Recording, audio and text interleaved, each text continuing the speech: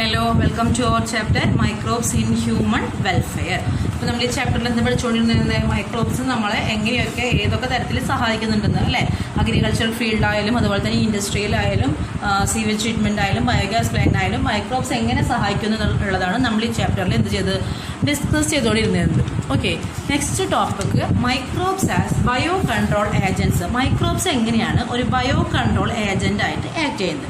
Okay, bio control എന്ന് പറഞ്ഞാൽ എന്താ അർത്ഥം? Biological methods for controlling plant diseases and pest. Plant ഡിസീസിനും പെസ്റ്റിനെയൊക്കെ കൺട്രോൾ ചെയ്യാനുള്ള ഒരു ബയോളജിക്കൽ ആയിട്ടുള്ള മെത്തേഡ്. ഓക്കെ, അപ്പോൾ എന്താ വെച്ചിട്ടുണ്ടെങ്കിൽ നമ്മൾ സാധാരണ നടത്തി വരുന്ന കൺവെൻഷണൽ ഫാമിംഗ് പ്രാക്ടീസസ് നിന്നും എന്തായിരിക്കും നമ്മൾ സാധാരണ എന്ത് ഉപയോഗിക്കുക? കെമിക്കൽസ് ഉപയോഗിച്ചല്ലേ ചെയ്യാം. അപ്പോൾ ആ കെമിക്കൽസ് ഉപയോഗിച്ച് ചെയ്തതിനേക്കാളും കുറച്ചും കൂടി എഫക്റ്റീവ് ആയിരിക്കും. കാരണം എന്താ, കെമിക്കൽസ് ഉപയോഗിച്ച് കഴിഞ്ഞാൽ എന്തിനു കാരണമാകും? അത് പൊല്യൂഷന് കാരണമാകും. മാത്രമല്ല ബയോ മാഗ്നിഫിക്കേഷൻ എന്ന ടേം ഉണ്ട് അല്ലേ. അത് എന്താ വെച്ചിട്ടുണ്ടെങ്കിൽ ആ പൊല്യൂഷൻ എന്ന് പറയുന്നത് നമ്മുടെ ഫുഡ് ചെയിനിൽ ഏറ്റവും ലാസ്റ്റ് വരുന്ന ഓർഗാനിസംസ് ഏതാണ്, ആ ഓർഗാനിസത്തിനായിരിക്കും ആ പോയ്സൻ്റെ ടോക്സിറ്റി ഏറ്റവും കൂടുതലായിട്ട് വരും. ഓക്കെ, അപ്പോൾ അതെല്ലാം ഒഴിവാക്കാനായിട്ട് നമ്മൾ എന്ത് ചെയ്യണം? ഈ ബയോ കൺട്രോൾ ഏജൻറ്റ്സ് വളരെ എഫക്റ്റീവാണ്. അപ്പോൾ the use of bio control measure greatly reduce the dependence on toxic chemicals and pesticide. അപ്പോൾ ഒരുപാട് പെസ്റ്റിസൈഡ്സും അതോ ടോക്സിക് ആയിട്ടുള്ള പെസ്റ്റിസൈഡ്സിനും അതുപോലെ തന്നെ കെമിക്കൽസും ഡിപ്പെൻഡ് ചെയ്യുന്നത് നമുക്ക് എന്ത് ചെയ്യാൻ പറ്റും? ഇതുമൂലം കുറയ്ക്കാനായിട്ട് സാധിക്കും. ഓക്കെ, അപ്പോൾ നമ്മൾ എന്താ അറിഞ്ഞിരിക്കുന്നത് വെച്ചിട്ടുണ്ടെങ്കിൽ ആ ഓർഗാനിസത്തിൻ്റെ നമ്മൾ ഇത് ഓർഗാനിസം വെച്ചിട്ടാണോ ബയോ കൺട്രോളിങ് ഏജൻറ്റ് നടത്തുന്നത്, ആ ഓർഗാനിസത്തിൻ്റെ life cycle, patterns of feeding, habitat, അതൊക്കെ എന്താണ് വളരെയധികം ഇമ്പോർട്ടൻ്റ് ആണ്. ഇപ്പോൾ നമ്മൾ ഒരു ഫീൽഡിലെ കുറച്ച് ഇൻസെക്ട്സ് നമ്മൾ ഫ്രോഗ് ഉപയോഗിച്ചിട്ടാണ് ചെയ്യണമെങ്കിൽ ആ ഇൻസെക്ട്സിൻ്റെ ഫീഡിങ് ടൈം എപ്പോഴാണ്, ആ ഇൻസെക്ട്സിൻ്റെ ബ്രീഡിങ് ടൈം, ആ ഇൻസെക്റ്റിനെ പറ്റിയുള്ള ഫുള്ള് സ്റ്റഡി അറിഞ്ഞിരിക്കണം. എന്നാൽ മാത്രമേ നമുക്ക് ഇത് ചെയ്യാൻ പറ്റുള്ളൂ, ബയോ കൺട്രോളിങ് ഏജൻറ്റ്സ് ആയിട്ട് ഉപയോഗിക്കാൻ പറ്റുള്ളൂ. അപ്പോൾ നമ്മൾ സാധാരണ ബയോ കൺട്രോൾ ഏജൻറ്റ്സ് ആയിട്ട് ഉപയോഗിക്കുന്ന കുറച്ച് ഓർഗാനിസംസ് ഉണ്ട് ഫീൽഡിൽ. ഓക്കെ, ഇത് നമ്മുടെ സ്ലൈഡിൽ ഞാൻ കൊടുത്തു തന്നെ. ബയോ കൺട്രോൾ ഏജൻറ്റ്സ് എന്താ കൊടുത്തേക്ക് നോക്കി നോക്ക്. Control of plant pathogens and diseases caused by them to antagonistic പറഞ്ഞാൽ opposite micro organism is termed as biological control agents. Antagonistic micro organisms like species of trichoderma, penicillium, bacillus, pseudomonas are used. നമ്മൾ സാധാരണയായിട്ട് ഉപയോഗിക്കുന്ന നമ്മളിവിടെ ഉപയോഗിക്കുന്ന നമ്മളുടെ micro organisms ആണ് ഇതൊക്കെ. Trichoderma, first പിക്ചറാണ് trichoderma എന്ന് പറയുന്നത്. ഫസ്റ്റ് പിക്ചർ ട്രൈക്കോഡെർമയുടെയാണ്. നോക്കി, ഫസ്റ്റ് പിക്ചർ ട്രൈക്കോഡെർമ. ഇതെന്ന് പറയുന്നത് എന്താണ്? പെൻസീലിയം. നമുക്കറിയാം എന്ത് പെൻസീലിയം, നമ്മുടെ പെൻസീലിയം നൊട്ടേറ്റം അറിയില്ലേ? നമ്മുടെ ആദ്യമായിട്ട് പെൻസിലിയം എന്ന് പറഞ്ഞ ആൻറ്റിബയോട്ടിക് നിർമ്മിച്ചെടുത്തത്. പിന്നെ എന്താ? ബാസിലസ്. ഓക്കെ, പിന്നെ സീഡോമോണസ്. ഇതൊക്കെയാണ് നമ്മൾ സാധാരണ ഉപയോഗിക്കുന്ന ബയോ കൺട്രോൾ ഏജൻറ്റ്സ് ആയിട്ട് ഉപയോഗിക്കുന്ന മൈക്രോ ഓർഗാനിസംസ്. ഓക്കെ, ഇനി ഏതൊക്കെ തരത്തിലുള്ള ഓർഗാനിസം ഏതൊക്കെ പെസ്റ്റിനെ എന്നുള്ള കൊടുത്തിരിക്കുന്നത് കേട്ടോ. ഇനി അതിലൊരു എക്സാമ്പിളാണ് നമ്മൾ ലേഡി ബേർഡും അതുപോലെ തന്നെ ലേഡി ബേർഡ്സ് ഉണ്ട് ഇല്ലേ, എഫിഡ് വെക്ടേഴ്സ് ഉണ്ട്. എഫിഡ് വെക്ടേഴ്സിനെ കൺട്രോൾ ചെയ്യാനാണ് എന്ത് ഉപയോഗിക്കുന്നത്? ലേഡി ബേർഡ് ഉപയോഗിക്കുന്നത്. എഫിഡ് വെസ്റ്റിന് അതായത് എഫിഡ്സ് എന്ന് പറഞ്ഞാൽ വെക്ടേഴ്സ് ഉണ്ട്. ആ വെക്ടേഴ്സിനെ കൺട്രോൾ ചെയ്യാനാണ് എന്ത് ഉപയോഗിക്കുന്നത്? ലേഡി ബേർഡ് ഉപയോഗിക്കുന്നത്. അതുപോലെ തന്നെ നമ്മുടെ ഡ്രാഗൺ ഫ്ലൈ, നമ്മുടെ തുമ്പിയില്ലേ, അതെന്തിനാ ഉപയോഗിക്കുന്നത്? മോസ്കിറ്റോനെ കൺട്രോൾ ചെയ്യാനാണ് എന്ത് ഉപയോഗിക്കുന്നത്? ഡ്രാഗൺ ഫ്ലൈ ഉപയോഗിക്കുന്നത് മോസ്കിറ്റോനെ പ്രിവെൻറ്റ് ചെയ്യാൻ വേണ്ടിയിട്ട്, അല്ലെങ്കിൽ മോസ്കിറ്റോൻ്റെ പോപ്പുലേഷൻ കുറയ്ക്കാൻ വേണ്ടിയിട്ട്. ഓക്കെ, ഇത് രണ്ടെണ്ണം. ഇനി അടുത്തതാണ് ബാസിലസ് തുറൂജിനിസിസ് എന്ന് പറയുന്നത്. നിങ്ങൾ കേട്ടിട്ടുണ്ടായിരിക്കും ബി ക്യാപിറ്റൽ ബിയും പിന്നെ സ്മോൾ ലെറ്റർ ടി യും BT. ബാസിലസ് തുറൂജിനിസിസ് എന്ന് പറഞ്ഞ ബാക്ടീരിയയുടെ ഷോർട്ട് ഫോം ആണ് BT എന്ന് പറയുന്നത്. ബയോടെക്നോളജി ചാപ്റ്ററിലൂടെ നമുക്ക് പരിചിതമാണ് ഈ BT. നമുക്ക് ഈ നമ്മുടെ കോട്ടൺ പ്ലാന്റിനൊക്കെ ഇലകളേനെ ഒരു തരം കാറ്റർപില്ലറിൻ്റെ നമ്മുടെ ബട്ടർഫ്ലൈൻ്റെ ലാർവയില്ലേ, ആ കാറ്റർപില്ലർ എന്ത് ചെയ്യും? അത് കരണ്ട് തിന്നും. ഓക്കെ, അപ്പോൾ അവിടെ എന്ത് ചെയ്യും? ആ കോട്ടൺ പ്ലാന്റ് ഉൽപ്പാദനം കുറയും. അപ്പോൾ അതിൻ്റെ ആ ഉൽപ്പാദനം മെയിൻറ്റെയിൻ ചെയ്യാൻ വേണ്ടിയിട്ട് സയൻറ്റിസ്റ്റിൽ കണ്ടെത്തിയ മെത്തഡാണ് ബാസിലസ് തുറൂജിനിസിസ് എന്ന് പറയുന്ന ഒരു ബാക്ടീരിയ ഉണ്ട്. ആ ബാക്ടീരിയ പ്രൊഡ്യൂസ് ചെയ്യുന്നത് ടോക്സിക് ജീൻ ഉണ്ട്, cry gene, CRY. Okay, cry gene. ഈ ക്രൈ AC, ക്രൈ AB എന്ന് പറഞ്ഞാൽ കുറേ ടൈപ്പ് ജീൻസുകളുണ്ട്. ആ ജീൻസ് ഇങ്ങനെ എക്സ്ട്രാക്ട് ചെയ്തെടുത്തിട്ട് ആ ജീൻ എന്ത് ചെയ്യുന്നു? ആ ജീൻ ഇൻജെക്ട് ചെയ്തിട്ടുള്ള പുതിയ കോട്ടൺ പ്ലാന്റുകളെ അല്ലെങ്കിൽ ടൊമാറ്റോ പ്ലാന്റ് അല്ലെങ്കിൽ ബ്രിഞ്ചാൾ പ്ലാന്റൊക്കെ നിർമ്മിക്കാം. ഓക്കെ, അപ്പോൾ അവിടെ ഈ കാറ്റർപില്ലർ ആക്റ്റീവ് ആകുമ്പോൾ എന്തുണ്ടായിരിക്കും? ഇനാക്റ്റീവായി കിടക്കുന്ന ടോക്സിൻ കാറ്റർപില്ലറിൻ്റെ ഗട്ടിലെത്തും. അതെന്താവും? കാറ്റർപില്ലറിൻ്റെ ഗട്ടിൽ എന്തുണ്ട്? ആൽക്കലൈൻ pH ഉണ്ട്. ഓക്കെ, അങ്ങനെ ആ ആൽക്കലൈൻ pH വെച്ചിട്ട് അവിടെ എന്ത് സംഭവിക്കും? അവിടെ ആ ഇനാക്റ്റീവ് ആയിട്ടുള്ള ടോക്സിൻ എന്തായി മാറും? ആക്റ്റീവായിട്ട് മാറും. അങ്ങനെ ആക്റ്റീവായിട്ട് മാറുമ്പോൾ എന്ത് സംഭവിക്കും? കാറ്റർപില്ലറിനെ എന്ത് ചെയ്യാൻ പറ്റും? ലീവ് ചെയ്യാനായിട്ട് കഴിയില്ല. വിത്തിൻ 24 to 40 hours എന്ത് സംഭവിക്കും? അതിൻ്റെ ഡെത്ത് സംഭവിക്കും. ഓക്കെ, ഇങ്ങനെയാണ് എന്ത് നടക്കുന്നത്, ബാസിലസ് തുറൂജെനിസിന്റെ ഫംഗ്ഷൻ നടക്കുന്നത്. അപ്പോൾ ഈ ബാസിലസ് തുറൂജെനിസിസ് ഉപയോഗിച്ചിട്ട് നമുക്ക് BT കോട്ടൺ, അതുപോലെ തന്നെ BT ടൊമാറ്റോ, BT ബ്രിഞ്ചാൾ, അതൊക്കെ എന്താണ് പോസിബിൾ ആണ്. ക്ലിയർ ആയല്ലോ അല്ലേ? ഇതാണ് BT മോഡ് ഓഫ് ആക്ഷൻ എന്ന് പറയുന്നത്. ജീൻ എന്ന് പറയുന്നത് ഏതാണ്, ക്രൈൽ ജീനാണ്. ക്രൈൽ ജീൻ, ഈ ക്രൈൽ ജീൻ എന്ന് പറയുന്നത് ആ ബാക്ടീരിയയുടെ ബോഡിയിൽ എന്താണ്, ഇനാക്റ്റീവ് ആണ്.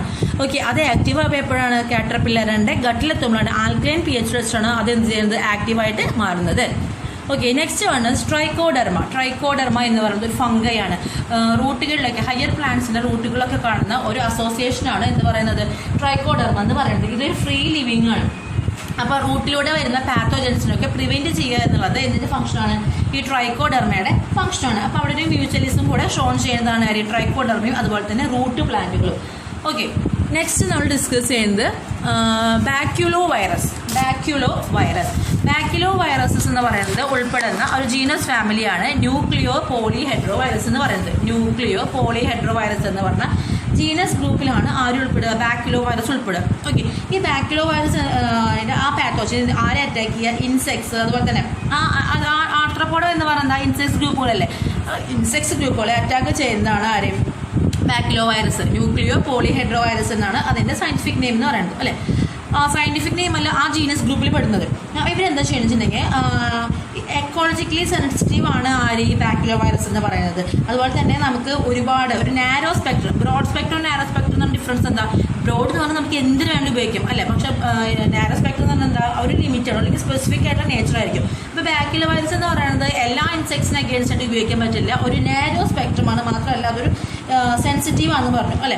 പിന്നെ അതെന്താ പറയുക, അത് ആ ബാക്യുലോ വൈറസ് ഉപയോഗിക്കുന്നത് കൊണ്ട് ആനിമൽസിനോ അതിന് ആ പ്ലാന്റിനെ ഫീഡ് ചെയ്യുന്ന ആനിമൽസിനോ അതുപോലെ തന്നെ ബേർഡിനോ ഫിഷസിനോ ഒന്നും എന്തുണ്ടാകുന്നില്ല, ഒരു ഹാംഫുള്ളും ഉണ്ടാകുന്നില്ല.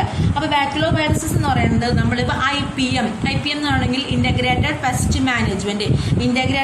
മാനേജ്മെന്റിൽ നമ്മൾ ഒരുപാട് ഉപയോഗിക്കുന്നതാണ് എന്ത്, ഈ ബാക്യുലോ വൈറസ് എന്ന് പറയുന്നത്. അതിന് ഒരുപാട് യൂസുകളുണ്ട്, കുറേയൊക്കെ കോൺട്രവേഴ്സറി ഉണ്ട്. എന്നാലും നമ്മൾ IPM അല്ലെങ്കിൽ ഇൻ്റഗ്രേറ്റഡ് പെസ്റ്റ് മാനേജ്മെന്റിൽ നമുക്ക് ഡിസൈറബിൾ ആയ റിസൾട്ട് കിട്ടുന്നത് ബാക്യുലോ വൈറസ് ഉപയോഗിച്ച് നമുക്ക് ഡിസൈറബിൾ ആയിട്ടുള്ള റിസൾട്ട് പോസിബിൾ ആണ്. അപ്പോൾ ഇത്രയും ഈ 4 എണ്ണമാണ് എന്ത്, microbes as bio control agents ആയിട്ട് വർക്ക് ചെയ്യുന്നത്. ആദ്യത്തെ എങ്ങനെയായിരുന്നു, ലേഡി ബേർഡ്, അത് അഫിഡ് വെക്ടറിനെ, ഡ്രാഗൺ ഫ്ലൈ, മോസ്കിറ്റോനെ, ബാസിലസ് തുറൂജെനിസിസ് എന്ന് പറഞ്ഞു.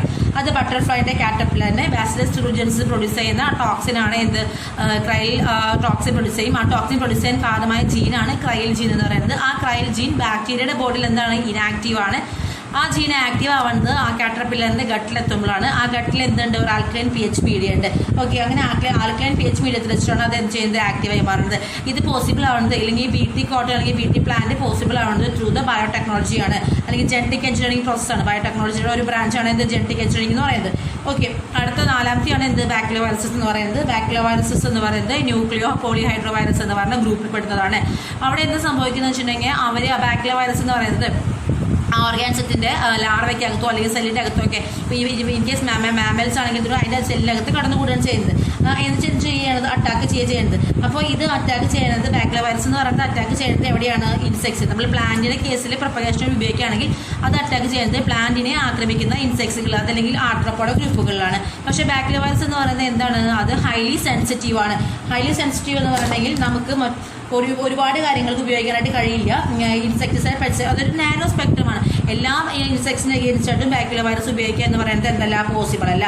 ഏറ്റവും അധികം നമ്മൾ ബാക്യുലോ വൈറസ് നമ്മൾ ഉപയോഗിക്കുന്നുണ്ട് ഇപ്പോൾ എവിടെ, IPM എന്ന് പറഞ്ഞാൽ എന്താണ്, ഇൻ്റഗ്രേറ്റഡ് പെസ്റ്റ് മാനേജ്മെന്റ് പ്രോഗ്രാം. ഈ ഇൻ്റഗ്രേറ്റഡ് പെസ്റ്റ് മാനേജ്മെന്റ് പ്രോഗ്രാം എന്ന് പറഞ്ഞെങ്കിൽ നമ്മളോട് ഉപയോഗിക്കുന്നത് പെസ്റ്റിസൈഡ്സോ അല്ലെങ്കിൽ കെമിക്കൽസോ ഒന്നും ഉപയോഗിക്കാതെ നമുക്ക് അതിൻ്റെ നാച്ചുറൽ ആയിട്ടുള്ള ആന്റിബോണിസ്റ്റിക് ആയിട്ടുള്ള ഓർഗാനിസംസ് ഏതാണോ അത് ഉപയോഗിച്ചാണ് നമ്മൾ എന്ത് ചെയ്യുന്നത്, ആ പെസ്റ്റിനെ നമ്മൾ ട്രീറ്റ് ചെയ്യുന്നത്. ഓക്കെ, ക്ലിയർ ആയി വിചാരിക്കുന്നു. Microbes as a bio control agents. Next topic is microbes as bio fertilizers. Microbes bio fertilizers ആയിട്ട് എങ്ങനെ ആക്ട് ചെയ്യാന്ന്. ഫെർട്ടിലൈസർ എന്ന് പറഞ്ഞാൽ എന്താ, നമ്മൾ ഈൽഡ് കിട്ടാൻ വേണ്ടിയിട്ട് ഈൽഡ് കിട്ടാൻ വേണ്ടി നമ്മൾ എന്ത് ചെയ്യും, ഫെർട്ടിലൈസേഴ്സ് ആഡ് ചെയ്യും. ഫെർട്ടിലൈസേഴ്സ് ആഡ് ചെയ്ത് കഴിഞ്ഞിട്ടുണ്ടെങ്കിൽ നമുക്ക് എന്ത് ചെയ്യും, കുറച്ചും കൂടി ഇപ്പോൾ നമ്മൾ മണ്ണിൽ എല്ലാതരം മിനറൽസും നമുക്ക് പ്ലാന്റിന് വലിച്ചെടുക്കാൻ കഴിഞ്ഞു വരില്ല. അപ്പോൾ നമ്മൾ ആഡ് ചെയ്യുന്ന ഫെർട്ടിലൈസേഴ്സ് അനുസരിച്ചിട്ട് ആ പ്ലാന്റ് വലിച്ചെടുക്കുകയാണെങ്കിൽ ആ പ്ലാന്റിന് അത്യാവശ്യമായ ന്യൂട്രിയൻസ് ഒക്കെ കിട്ടും. എന്ത് ചെയ്യും, ആ പ്ലാന്റ് ഗ്രോ ചെയ്യും, നമുക്ക് നല്ല എന്താ കിട്ടും, റിസൾട്ടും കിട്ടും. ഓക്കെ, അപ്പോൾ എന്താ ആ കെമിക്കൽ ഫെർട്ടിലൈസേഴ്സ് നമ്മൾ ഉപയോഗിക്കുമ്പോൾ എപ്പോഴും എന്തിനു കാരണമാകുമ്പോൾ നമ്മൾ അഗ്രികൾച്ചറിൽ നമുക്കൊരു ബെനിഫിറ്റ് ഉണ്ടായാലും കൂടി അത് എൻവയോൺമെന്റും ടോട്ടൽ മൊത്തം എക്കോസിസ്റ്റത്തിന് അതിനെ എന്താണ്, അത് പൊല്യൂഷൻ അല്ലെങ്കിൽ ദോഷം വരുത്തുന്നതാണ് അല്ലേ.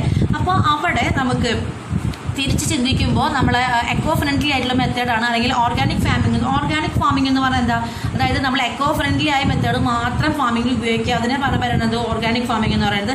അങ്ങനെ ഓർഗാനിക് ഫാമിംഗ് ഉപയോഗിക്കുന്നതാണ് എന്ത്, ബയോ ഫെർട്ടിലൈസേഴ്സ് എന്ന് പറയുന്നത്. Okay, bio fertilizers. അപ്പോൾ നമ്മളിവിടെ എന്ത് ചെയ്യുന്നില്ല, കെമിക്കലായിട്ട് ഒന്നും ഉപയോഗിക്കുന്നില്ല. Bio fertilizers are the organism that enrich the nutrients quality of the soil. The main sources of bio fertilizers are bacteria, fungi, cyanobacteria.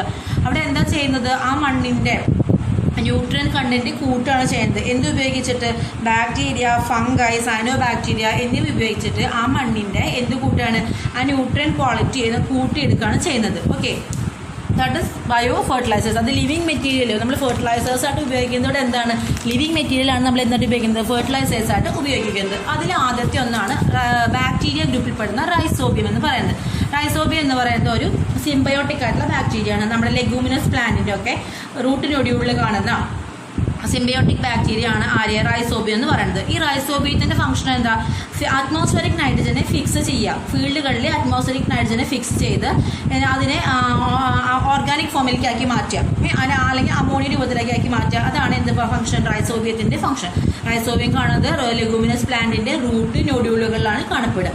Okay, പിന്നെ ഫ്രീ ലിവിങ് ആയിട്ടുള്ള സിംബയോട്ടിക് ബാക്ടീരിയ ആണ് റൈസോബിയം എന്ന് പറയുന്നത്. ഫ്രീ ലിവിങ് ആയിട്ടുള്ള bacteria ആണ് അസോസ്പൈറലും അതുപോലെ തന്നെ അസിറ്റോബാക്ടർ എന്ന് പറയുന്നത്.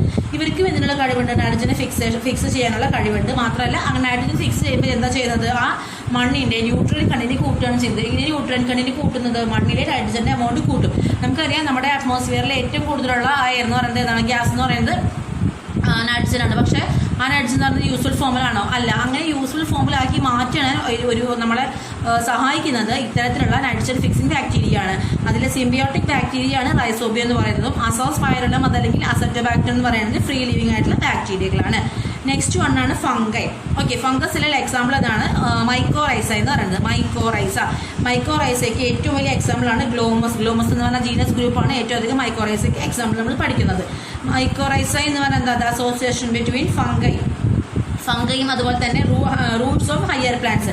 ഈ ഹയർ പ്ലാന്റ്സിൻ്റെ റൂട്ടുകളിൽ എന്ത് കാണുക, നമ്മളുടെ ഫംഗസ് കാണുക. ഓക്കെ, ആ അസോസിയേഷന് പറഞ്ഞ പേരാണ് മൈക്കോറൈസ എന്ന് പറയുന്നത്. The genus glomus is the commonly known form of mycorrhiza. അപ്പോൾ ഇവിടെ എന്താ ചെയ്യണമെന്ന് വെച്ചിട്ടുണ്ടെങ്കിൽ ദ ഫംഗൽ കമ്പാർട്ട്മെന്റ് എന്ത് ചെയ്യും, ഫോസ്ഫറസ്, മണ്ണിൽ നിന്നും ഫോസ്ഫറസ് വലിച്ചെടുത്ത് പ്ലാന്റിന് കൊടുക്കും. ഓക്കെ, പ്ലാന്റ് എന്താ ചെയ്യുക, റൂട്ട് ബോൺ ഡിസീസിനെ പ്രിവെന്റ് ചെയ്യും. മാത്രമല്ല ആ പ്ലാന്റിനെ എന്താ പറയുക, സലൈനിറ്റി, ഡ്രോട്ട് ആ കണ്ടീഷനിൽ നിന്നൊക്കെ ടോളറേറ്റ് ചെയ്യാൻ സഹായിക്കും. പിന്നെ അത് ആവശ്യമായ ഫുഡും പ്രിപ്പയർ ചെയ്ത് കൊടുക്കുക. Fungal component absorbs phosphorus from the soil and given to the plant. അപ്പോൾ അവർക്ക് എന്താ വെച്ചിട്ടുണ്ടെങ്കിൽ ഈ ഫംഗസിൻ്റെ അല്ലെങ്കിൽ ആ റൂട്ടുകളിൽ എന്തുണ്ട്, ഫംഗസ് ഉണ്ട്.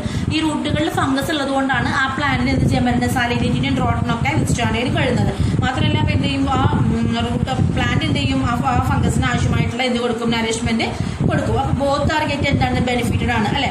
അപ്പോൾ അവിടെ എന്തെടുക്കും, ആ രണ്ട് ഓർഗാനിസം അവിടെ ഗ്രോ ചെയ്യും. അപ്പോൾ പ്ലാന്റിൻ്റെ ഗ്രോത്തും അതുപോലെ തന്നെ ഡെവലപ്മെൻറ്റും അവിടെ പോസിബിൾ ആണ്. സോ ഫംഗൈ എന്ന് പറയണമെങ്കിൽ അതിൽ എക്സാമ്പിൾ മൈക്കോറൈസയ്ക്ക് ആയിട്ട് നമ്മൾ ഏറ്റവും നമ്മുടെ NCERT ടെക്സ്റ്റ് ബുക്കിലെ അല്ലെങ്കിൽ NCERT പാറ്റേൺ അനുസരിച്ച് എപ്പോഴും ചോദിക്കുന്ന ഒരു ജീനസ് ഗ്രൂപ്പാണ് മൈക്കോറൈസയുടെ ഗ്ലോമസ് എന്ന് പറയുന്നത്. ഓക്കെ, അടുത്ത് സയനോബാക്ടീരിയ ആണ്. സയനോബാക്ടീരിയ എന്ന് പറഞ്ഞാൽ അതിന് വേറെ പേരെന്താ, ബ്ലൂ ഗ്രീൻ ആൽഗെ. നമ്മൾ സ്ട്രക്ചർ പഠിക്കുമ്പോൾ പഠിച്ചിട്ടുണ്ടാവും. അവിടേക്ക് സയനോബാക്ടീരിയ അല്ലെങ്കിൽ ബ്ലൂ ഗ്രീൻ ആൽഗയ്ക്ക് ഒരു നൈട്രജൻ ഫിക്സ് ചെയ്യാൻ വേണ്ടിയിട്ട് ഒരു പോർഷൻ ഉണ്ട്. അതിനെ പറയുന്നത് ഹെറ്ററോസിസ്റ്റ് എന്ന് പറയുന്നത്. നൈട്രജൻ ഫിക്സിംഗ് ആയിട്ടുള്ള പോർഷനാണ് ഹെറ്ററോസിസ്റ്റ് എന്ന് പറയുന്നത്. അപ്പോൾ ഈ സയനോബാക്ടീരിയ ഗ്രൂപ്പിൽ ഉൾപ്പെടുന്ന ഓർഗാനിസംസ് ആണ് അനാബീന, നോസ്റ്റോക്ക്, ഓസ്ലെറ്റേറിയ.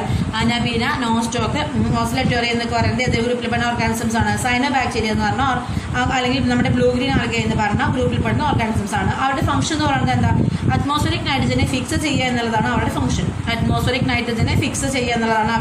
എന്ന് പറയുന്നത്.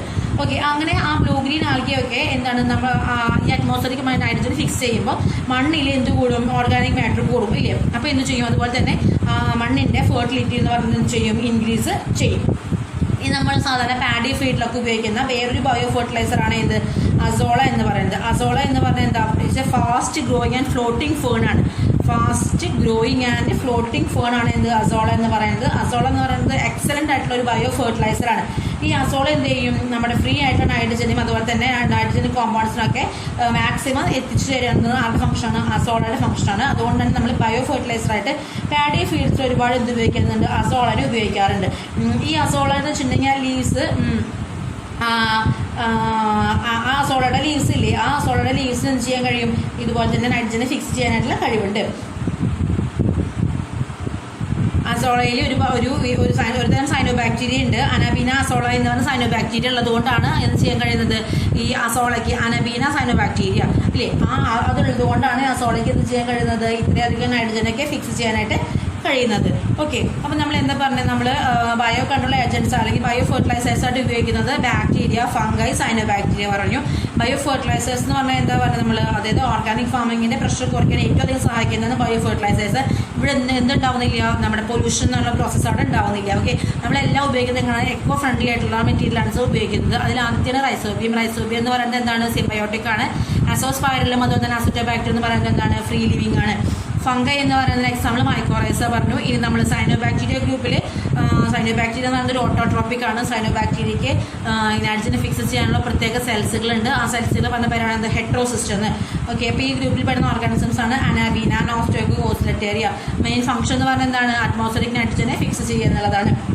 അങ്ങനെ ഫിക്സ് ചെയ്യുമ്പോൾ എന്ത് സംഭവിക്കും, മണ്ണിൽ അല്ലെങ്കിൽ സോയിലിൽ ഓർഗാനിക് മെറ്റീരിയൽ കൂടും. അങ്ങനെ സോയിലിൻ്റെ ഫെർട്ടിലിറ്റി എന്ന് പറയുന്നത് എന്ത് ചെയ്യും, ഇൻക്രീസ് ചെയ്യും. ഓക്കെ, അപ്പോൾ നമ്മുടെ അസോള നമ്മൾ പാഡി ഫുഡ്സിൽ ഉപയോഗിക്കുന്നതാണ് അസോള എന്ന് പറയുന്നത്. അങ്ങനെ അസോള നമ്മൾ ഉപയോഗിക്കുമ്പോൾ എന്താ ഉണ്ടാവുക, അവിടെ അസോളയിൽ കാണുന്ന ഒരു സൈനോബാക്ടീരിയ ആണ് ഇത് അനബീന അസോള എന്ന് പറയുന്നത്. അങ്ങനെ അനബീന അസോള ഉപയോഗിക്കുമ്പോൾ നമ്മുടെ ഫീൽഡിൻ്റെ ഈൽഡും എന്ത് കൂടും. അപ്പോൾ നമുക്ക് ഒരു പെട്ടെന്ന് നമുക്ക് എന്ത് കിട്ടും, ആ പ്രോഡക്റ്റ് അല്ലെങ്കിൽ നമുക്ക് നമ്മൾ എത്രയാണ് എഫിഷ്യൻസി ഉദ്ദേശിക്കുന്നത് ആ എഫിഷ്യൻസിയിലേക്ക് എത്തിച്ചേരാനായിട്ട് സാധിക്കും. We are concluding our chapter. In this chapter we discussed about what is microbiology. Microbiology is the study of microorganisms, and we know that microorganisms are different shapes and structure, and microbes are used in household products, industrial products, and it acts as a biochemical agent. It acts as a biofertilizer used in sewage treatment and used in the production of biogas. In household products, its working is curding of milk, fermentation of dough, traditional drinks, and the formation of cheese. And in industrial products, we are used it is in a brewer's yeast or baking yeast. That means fermented beverages or baking industry, and the use of antibiotics. More than 8,000 antibiotics varieties are we identified.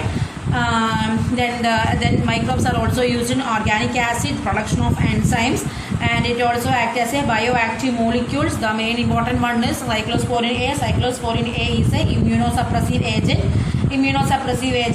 നമ്മൾ organ transplant കഴിഞ്ഞ ആളുകൾക്ക് നമ്മൾ പറഞ്ഞു ഈ immunosuppressive agent കൊടുക്കുകയാണെങ്കിൽ അവരുടെ ആ organ transplant rejection അവിടെ നടക്കുന്ന പ്രോസസ്സിനോട് കുറഞ്ഞു കിട്ടും. ഓക്കെ, പിന്നെ സ്റ്റാറ്റിൻ എന്ന് പറയുന്നത് ബ്ലഡ് കൊളസ്ട്രോൾ കുറയ്ക്കാനാണ് ഉപയോഗിക്കുന്നതാണ്. സ്റ്റാറ്റിൻ അവിടെ എന്ത് ചെയ്യുന്നുണ്ടെങ്കിൽ കൊളസ്ട്രോൾ കൂട്ടുന്ന പ്രോസസ്സിന് അവർ എന്ത് ചെയ്യും, അതവിടെ കൺട്രോൾ ചെയ്യും അല്ലെങ്കിൽ ഓവറേജ് ചെയ്യുന്നത്. മൊണാസ്കസ് പർപ്യൂറസിസ് എന്നാണ് എന്ത് പ്രൊഡ്യൂസ് ചെയ്യുന്നത്, സ്റ്റാറ്റിൻസ് പ്രൊഡ്യൂസ് ചെയ്യുന്നത്. പിന്നെ നമ്മൾ എന്താ പറഞ്ഞാൽ മൈക്രോബ്സ് നമുക്ക് സീവേജ് ട്രീറ്റ്മെന്റ് പ്ലാന്റ് ഉപയോഗിക്കും. അങ്ങനെ നമുക്ക് എന്ത് ചെയ്യാൻ പറ്റും, ഒരുവിധം നമ്മുടെ വെള്ളമൊക്കെ പൊല്യൂട്ടറായി മാറുന്ന വെള്ളമൊക്കെ നമുക്ക് എന്ത് ചെയ്യാൻ തിരിച്ചും അത് റീസൈക്കിൾ ചെയ്തെടുക്കാൻ പറ്റും. ഓക്കെ, അപ്പോൾ നമുക്ക് ഒരുപാട് യൂസായിട്ട് അതിനെ മാറ്റാൻ കഴിയും. ഓക്കെ, നമുക്കറിയാം എന്ത് മഴയില്ലാത്ത സമയങ്ങളാണ് അല്ലെ, ഒന്നുകിൽ വെള്ളപ്പൊക്കം വരിക അതല്ലെങ്കിൽ മഴയില്ലാത്ത അവസ്ഥയാണ് നമ്മുടെ കണ്ടീഷനിൽ. അപ്പോൾ നമുക്ക് ഇത്രയും ആ വെള്ളത്തിന് നമുക്ക് എന്ത് ചെയ്യാൻ പറ്റും, സേവ് ചെയ്യാനായിട്ട് ത്രൂ സീവേജ് ട്രീറ്റ്മെന്റ് പ്ലാന്റിലൂടെ പോസിബിൾ ആണ്. അടുത്തത് പറയുന്നത് ബയോഗ്യാസ് പ്രൊഡക്ഷൻ ആണ്. ബയോഗ്യാസ് പ്രൊഡക്ഷൻ സ്റ്റാർട്ട് ചെയ്യാൻ ഹെൽപ്പ് ചെയ്തത് KVIC stand for Khadi and village industries commission ആണ്. അതുപോലെ തന്നെ IARI Indian agriculture research institute അവരുടെ സഹായത്തോടെയാണ് നമ്മൾ ബയോഗ്യാസ് പ്ലാന്റ് സ്റ്റാർട്ട് ചെയ്തത്. അങ്ങനെ ഈ ബയോഗ്യാസ് പ്ലാന്റിൽ മീഥേൻ ഗ്യാസ് അല്ലെ മെത്തനോജൻസ് ബാക്ടീരിയയാണ് യൂസ് ചെയ്യുന്നത് പറഞ്ഞു. ഇന്ന് പിന്നെ നമ്മൾ പറഞ്ഞത് എന്താണ്, ബയോ കൺട്രോൾ ഏജൻസ് ആയിട്ട് ഉപയോഗിക്കുന്നത്. ബയോ കൺട്രോൾ ഏജൻസ് ആയിട്ട് ഉപയോഗിക്കുന്നത് lady bird, dragon fly, bacillus thuringiensis, trichoderma, അതുപോലെ തന്നെ ബാക്ടീരിയ വൈറസ് പറഞ്ഞു. ഇനി നമുക്ക് എന്ത് ചെയ്യാം, ഫെർട്ടിലൈസേഴ്സ് ആയിട്ട് നമുക്ക് എന്ത് ഉപയോഗിക്കാം, മൈക്രോ ഓർഗാനിസം ഉപയോഗിക്കാം. ബാക്ടീരിയ, ഫംഗൈ, സാനോ ബാക്ടീരിയ അതൊക്കെ അതിനുള്ള എക്സാമ്പിൾ എന്ന് പറയുന്നത്. ഓക്കെ, അപ്പോൾ ഇത് വളരെ സിമ്പിൾ ചാപ്റ്ററാണ്. എക്സാം പോയിന്റ് ഓഫ് വ്യൂവിൽ നമുക്ക് നീറ്റ് ലെവലായാലും അത്യാവശ്യം ക്വസ്റ്റ്യൻസ് വരാറുണ്ട്. അപ്പോൾ നമുക്ക് ഇതിൻ്റെ എല്ലാം സോഴ്സ് അല്ലെങ്കിൽ ഓർഗാനിക്കിൻ്റെ നെയിം, അതാണ് സയൻറ്റിഫിക് നെയിം എന്ന് പറയുന്നത് വളരെയധികം ഇമ്പോർട്ടൻ്റ് ആണ്. ഇനി നമ്മൾ എന്താ പറയുക, മൈക്രോബ്സിൻ്റെ ആ സയൻറ്റിഫിക് നെയിം വളരെ ഇമ്പോർട്ടൻ്റ് ആണ്. നമ്മൾ നന്നായി സ്റ്റഡി ചെയ്യണം. ഇടയ്ക്കിടയ്ക്ക് വായിച്ച് നോക്കിയില്ലെങ്കിൽ മറന്നു പോകും. Okay, so hope you can all understand this portion. Thank U.